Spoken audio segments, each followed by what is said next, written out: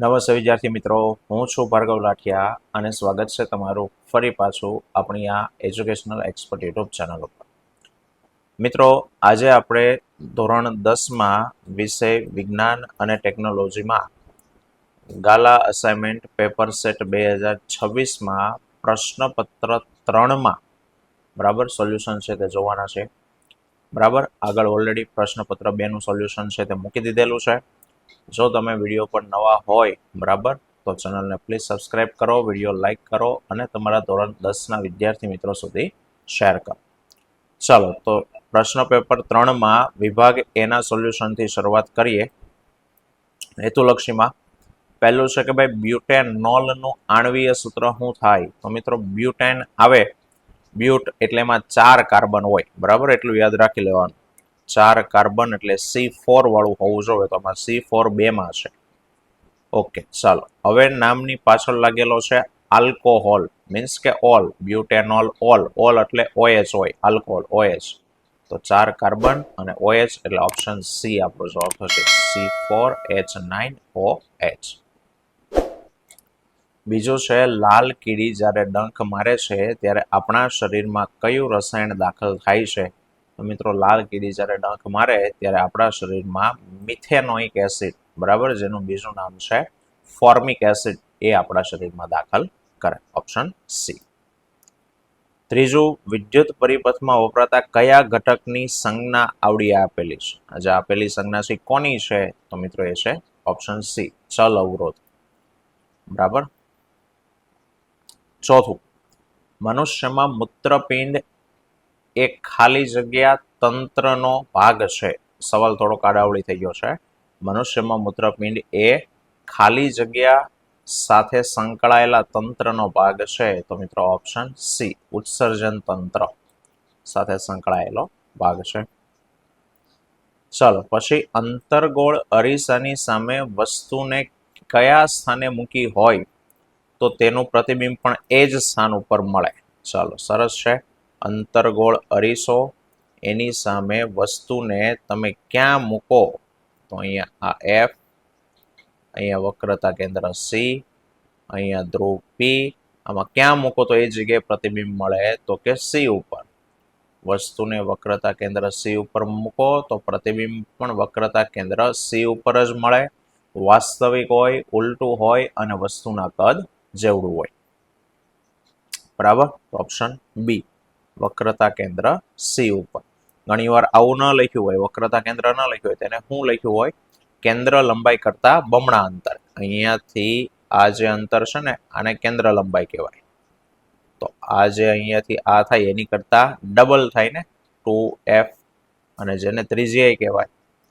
તો એમ પણ લખ્યું હોય કે વક્રતા ત્રિજ્યા જેટલા અંતરે અથવા તો કેન્દ્ર લંબાઈ કરતા બમણા અંતરે, આવું પણ લખેલું હોઈ શકે. છઠ્ઠું, તારાના ટમટમવા માટે કઈ પ્રકાશીય ઘટના જવાબદાર છે? તો મિત્રો તારાઓના ટમટમવા માટે વાતાવરણીય વક્રીભવન, ઓપ્શન સી, વાતાવરણીય વક્રીભવનને કારણે તારાઓ ટમટમે. ચાલો ખાલી જગ્યા પૂરવાની કીધી છે કે ભાઈ કાર્બન પરમાણુ અન્ય કાર્બન પરમાણુ સાથે સહસંયોજક બંધ બનાવવાની અદ્વિતીય ક્ષમતા ધરાવે છે. કાર્બનનો આ ગુણ એને ખાલી જગ્યા કહેવાય, તો કે કહેવાય એને કેટેનેશન. આ કેટેનેશનની વ્યાખ્યા. કેટેનેશન એટલે કે ભાઈ એક જ તત્વના ઘણા બધા પરમાણુ જ્યારે એકબીજા સાથે જોડાઈને આવી લાંબી શૃંખલા બનાવે ને, તો આ ગુણને કેટેનેશન કહેવાય. તો કાર્બન પરમાણુ અન્ય પરમાણુ સાથે સહસંયોજક બંધ બનાવવાની અદ્વિતીય, મીન્સ કે એના જેવી ક્ષમતા બીજા કોઈ લગભગ તત્વમાં નથી, તો એને કાર્બનનો કેટેનેશનનો ગુણ કહેવાય. ચલો 12 વોલ્ટ વિદ્યુત સ્થિતિમાનના તફાવત હેઠળ, એટલે વોલ્ટેજ આપ્યો છે, બે બિંદુઓની વચ્ચે 2 કુલંબ વિદ્યુત ભારને લઈ જવા માટે કરવું પડતું કાર્ય શોધો. તો જવાબ 24 જૂલ. પણ ગણતરી આપણે કરીએ કે વોલ્ટેજનું સૂત્ર વોલ્ટેજ V બરાબર W/Q, જેમાંથી તમારે કાર્ય શોધવાનું છે. તો W ને કરતા બનાવો તો V ગુણ્યા Q થાય. વોલ્ટેજ આપેલો છે 12, વિદ્યુત ભાર છે 2, 12 દુને 24 જૂલ. નવમો, મનુષ્યના રક્તકણોમાં ખાલી જગ્યા શ્વસન રંજક દ્રવ્ય આવેલું હોય છે. તો રક્તકણમાં હિમોગ્લોબિન આવેલું હોય. હવે 10મું, આનુવંશિક લક્ષણો ખાલી જગ્યામાંથી પ્રાપ્ત થઈ અને સંતતિમાં ઉતરી આવે. આનુવંશિક લક્ષણો જનીનમાંથી પ્રાપ્ત થાય, જનીનમાંથી આગળની પેઢીમાં આવે.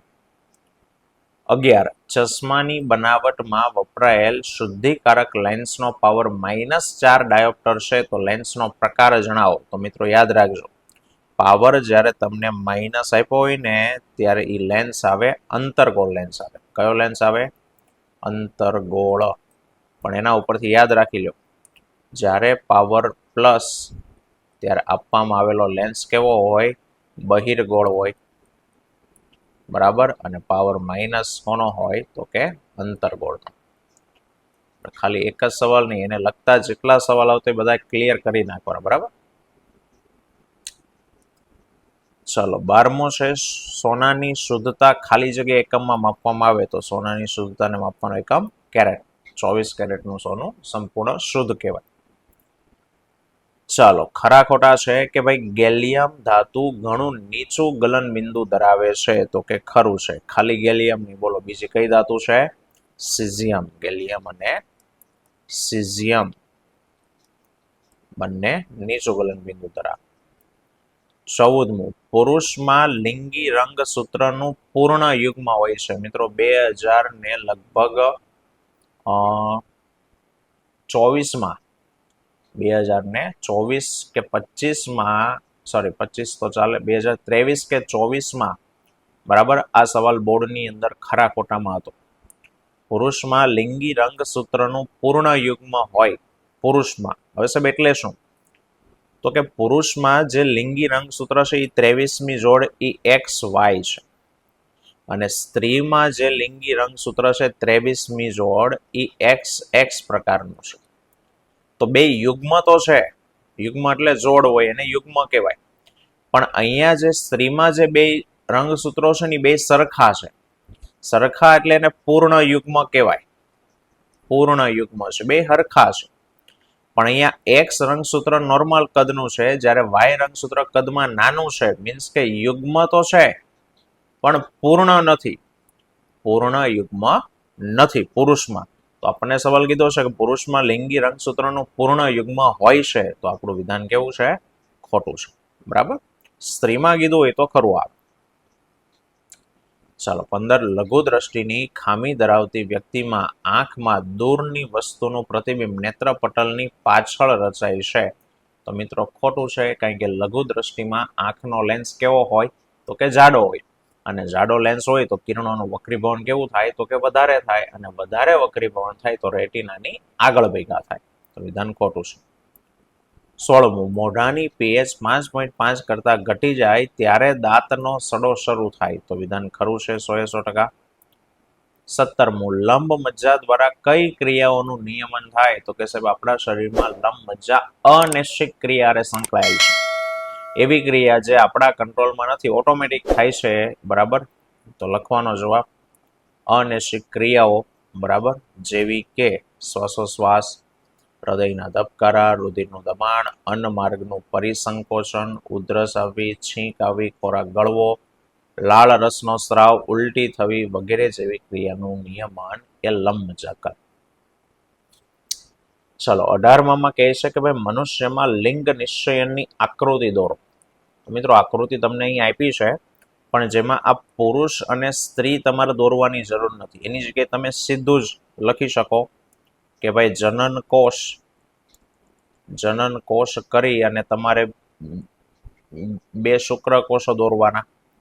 એમાં X રંગસૂત્ર વાળો શુક્રકોષ, બરાબર, અને બીજો શુક્રકોષ તો કે Y રંગસૂત્ર વાળો, અને એક અંડકોષ દોરવાનો. અંડકોષમાં તો X જ હોય. રેડી? તો આ X રંગસૂત્ર નામ લખવાનું. આ શુક્રકોષ અથવા તો પુરુષ અને સ્ત્રી, આ અંડકોષ. ચલો હવે જો X રંગસૂત્ર વાળો શુક્રકોષ અને X રંગસૂત્ર વાળો અંડકોષ ભેગા થાય તો જે જોડ બનશે યુગ્મનજમાં એ XX બનશે, એટલે એ બનશે સ્ત્રી. અને Y રંગસૂત્ર વાળો શુક્રકોષ જો અંડકોષનું ફલન કરે તો જે યુગ્મનજ બનશે બરાબર. એમાં 23મી જોડ થશે એક્સ વાય, તો એ બનશે પુરુષ એટલે કે છોકરો. રેડી? તો આ ટાઈપની આકૃતિ દોરવાની. અહીંયા જે દોરીને આપી એમાં ઉપલો સ્ત્રી પુરુષની આકૃતિ નહીં દોરવાની, બાકીનું આ એક અને આ બે દોરવાનું. અહીંયા પણ નીચેનો દોરવાની જરૂર નથી, નામ લખી દેવાના એની જગ્યાએ આપણે માદા અને નર. ઓકે, ચાલો 19. સ્વચ્છ આકાશનો ભૂરો રંગ કઈ ઘટનાને આભારી છે? તો સ્વચ્છ આકાશનો ભૂરો રંગ પ્રકાશના પ્રકીર્ણનને આભારી છે. પ્રકાશનું પ્રકીર્ણન થાય એટલે આકાશ ભૂરા રંગનું દેખાય. 20મું, મને ઓળખો, મારો ઉપયોગ બલ્બનો ફિલામેન્ટ બનાવવા માટે થાય છે. તો કે ટંગસ્ટન. બરાબર. અને જોડકા છે ઓક્ઝિન અને ઝિબ્રેલિન. ચાલો, તો 21મું ઓક્ઝિન. ઓક્ઝિનનું કાર્ય શું છે? તો કે પ્રરોહના કોષોની લંબાઈમાં વધારો કરે. પ્રરોહ એટલે પ્રકાંડ જ થાય, એનું કાર્ય છે કોષની લંબાઈમાં વધારો કરે. અને ઝિબ્રેલિનનું કાર્ય છે તો કે પ્રકાંડની વૃદ્ધિમાં મદદ કરે, પ્રકાંડની લંબાઈમાં વધારો કરે. તો 21માં સી આવશે અને 22માં એ આવશે. ચાલો, અને 23 ઉત્પાદકો. તો ઉત્પાદકો શું આવે? વનસ્પતિ આવે. તો 23માં બી લીલી વનસ્પતિ. અને પ્રાથમિક ઉપભોગી, પ્રાથમિક ઉપભોગીમાં આવે તૃણહારી સજીવો. તો 23માં બી અને 24માં સી. ઓકે, તો આ હતું પેપર 3નો આપણો વિભાગ એનું સોલ્યુશન. આવતા વિડીયોમાં વિભાગ 2ની વાત કરશું. તો ત્યાં સુધી આવતા વિડીયોમાં ફરી પાછા મળીશું. ત્યાં સુધી જય હિન્દ, જય ભારત.